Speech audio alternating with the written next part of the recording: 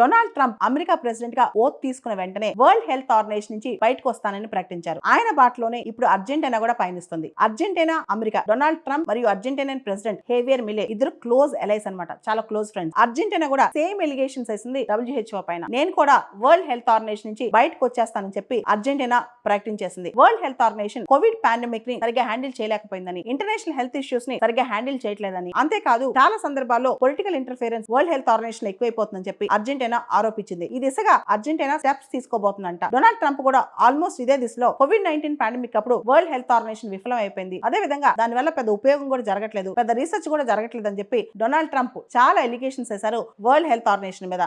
అసలు America, Argentina ఈ దేశాలన్నీ కూడా వరల్డ్ హెల్త్ ఆర్గనైజేషన్ నుంచి బయటికి రావడానికి ఎందుకు క్యూ కడుతున్నాయి? ఈ దేశాలన్నీ కూడా మనం గమనిస్తే గనక ఈయన హేవియర్ మిలే అర్జెంటీనా ప్రెసిడెంట్ తనకు తాను అనార్కో క్యాపిటలిస్ట్ అని ప్రకటించుకున్నారనమాట. కంప్లీట్ గా సోషల్ వెల్ఫేర్ స్కీమ్స్ కానీ ఇవన్నీ కూడా పక్కన పెట్టేశారు. డొనాల్డ్ ట్రంప్ కూడా బిజినెస్ మ్యాన్, ఏ విధంగా కంట్రిబ్యూట్ చేయడం కూడా ఇష్టం లేదు. అర్జెంటీనా ఉదాహరణకి దాదాపు $10 మిలియన్ ప్రతి సంవత్సరం వరల్డ్ హెల్త్ ఆర్గనైజేషన్ కంట్రిబ్యూట్ చేస్తుంది అనమాట. ఇప్పుడు ఇవేమీ కంట్రిబ్యూట్ చేయడం ఈ దేశాలకు ఇష్టం లేదనమాట. అమెరికా బాటలోనే అర్జెంటీనా కూడా నడుస్తోంది. ప్రపంచ ఆరోగ్య సంస్థ వరల్డ్ హెల్త్ ఆర్గనైజేషన్ 1948 లో క్రియేట్ అయింది. ప్రపంచంలో వచ్చే గ్లోబల్ హెల్త్ ఎమర్జెన్సీస్ ని అడ్రస్ చేయడానికి వరల్డ్ హెల్త్ ఆర్గనైజేషన్ వర్క్ చేస్తారన్నమాట. అయితే ఇప్పుడు వరల్డ్ హెల్త్ ఆర్గనైజేషన్ ఇలా పెద్ద పెద్ద దేశాలు WHO నుంచి బయటికి రావడం వల్ల దాని యొక్క రిలవెన్స్ కోల్పోతుందనే ప్రశ్న ఇప్పుడు అందరి మైండ్స్ లో వస్తోంది.